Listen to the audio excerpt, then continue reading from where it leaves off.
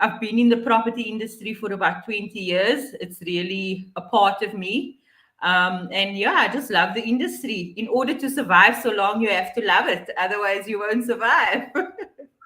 Yeah, definitely. Hey, Indeed. definitely. And yeah, just hearing all that gives me goosebumps. Hey, and seeing that you're also a principal, aren't you?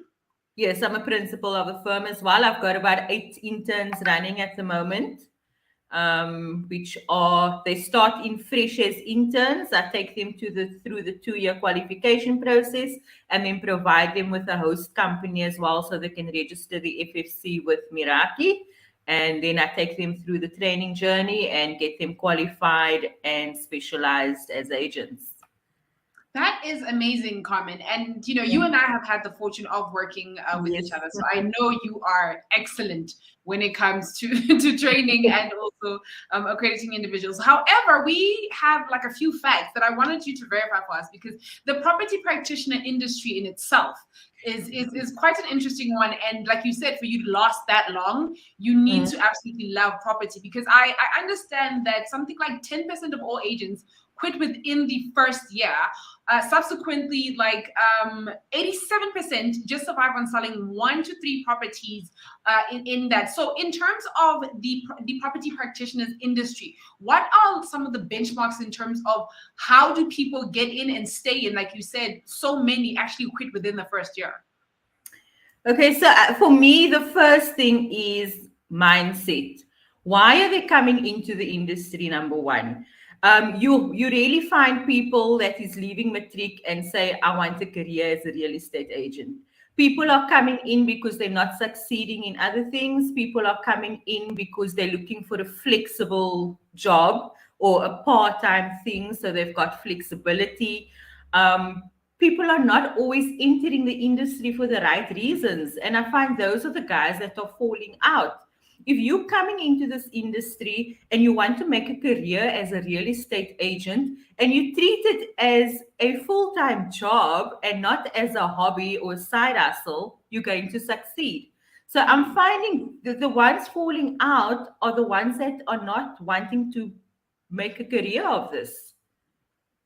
Yeah, definitely. And just coming in with an outside perspective, a lot of people tell me, geez, Daniel, I'll be an agent. I mean, I sell one property for R1 million. I make about 75,000 rand. It's Yeah. seen as easy money, but it's not. It's hard work that agents go through or property practitioners go through to actually make a living. And like you said, you can't just do it on a part-time basis and expect immediate results. Exactly, and absolutely that is it. And also the perception that it's a quick deal or a quick buck, like not at all, eh? The amount of legislation we need to know, the knowledge we need to know. We're dealing with people's biggest investments at the end of the day, and some people are just taking it too lightly because they are not taking it seriously. I mean, there's contracts we need to fill in. We need to know the different laws. We need to know both from the seller and the buyer side, even the landlord and the tenant. There's so much knowledge we need to know in order to give them a expert service. So even with the training side, I find that a lot of agents are doing it because the PPRA says they must do it and they need to be training compliant. And they're not doing it because they actually want to learn more about the industry and learn how to better upskill themselves to do their job correctly and to give the public a better service. So there again, I feel it's mindset. And the minute you're going to come into it with the right mindset, then you're going to succeed. And another big thing is consistency. There is deals that I'm closing or passing on to my agents these days because I don't do my own listings.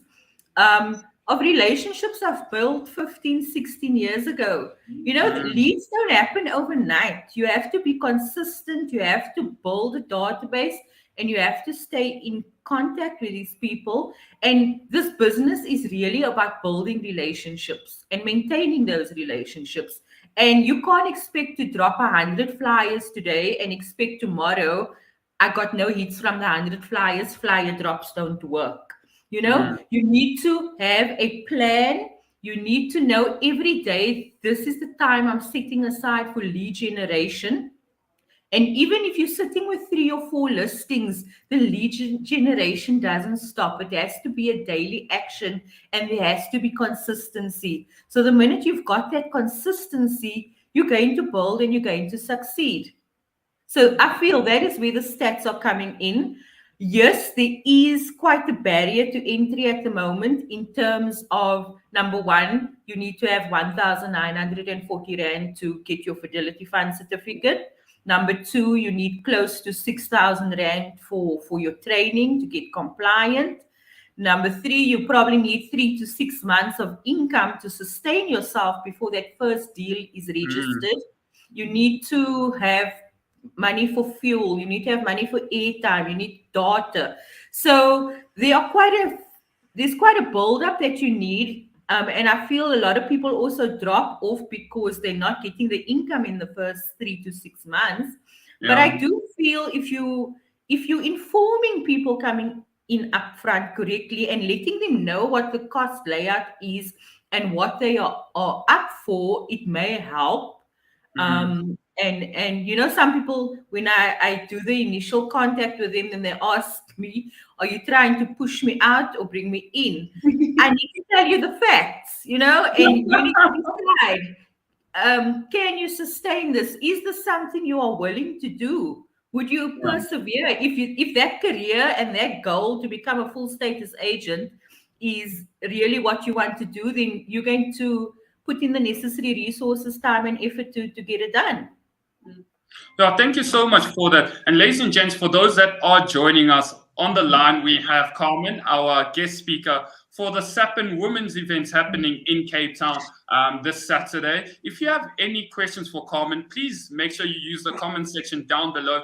If you know of anyone that might want to become a property practitioner within Cape Town region and would like to connect with Carmen, again, just tag them down below, ask your questions, and we will relay them to Carmen. So just a follow-up on that, Carmen, I definitely agree with you. And my question was going to be towards that last section.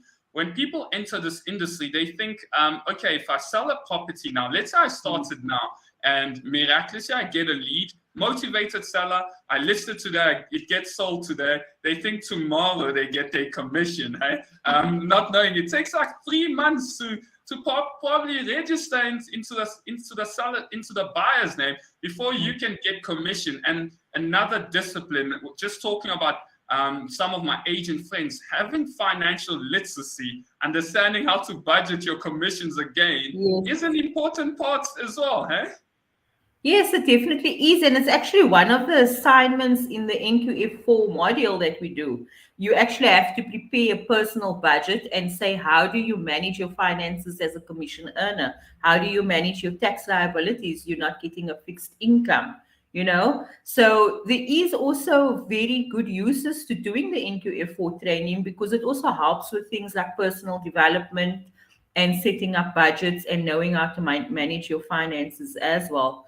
And these days, I can remember a good couple of years ago, probably like 15 years ago, we could literally go to our first viewing, pull out the offer to purchase on the counter, complete it, submit it, and run on to our next deal.